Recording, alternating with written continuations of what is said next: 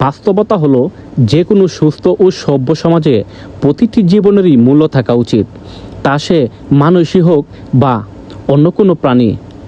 আইনত এবং নৈতিকভাবে কোনোটিরই অন্যটির চেয়ে কম গুরুত্বপূর্ণ নয়।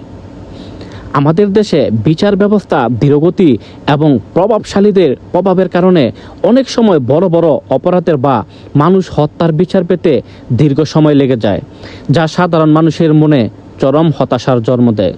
অনেক সময় কোনো ঘটনা, যেমন কুকুর বা প্রাণীর প্রতি নিষ্ঠুরতা, সামাজিক যোগাযোগ মাধ্যমে বা মিডিয়ায় হুট করে এত বেশি আলোড়ন তৈরি করে যে প্রশাসন দ্রুত ব্যবস্থা নিতে বাধ্য হয়।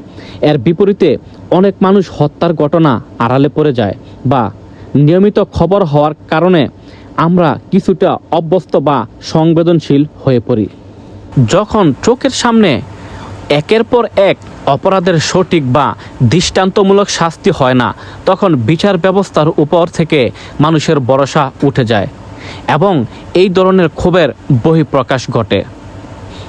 কুকুর বা প্রাণীর অধিকার রক্ষা করা যেমন আইনের কাজ, তেমনি মানুষের জানমালের নিরাপত্তা এবং খুনের দৃষ্টান্তমূলক বিচার নিশ্চিত করা রাষ্ট্রের সবচেয়ে বড় দায়িত্ব।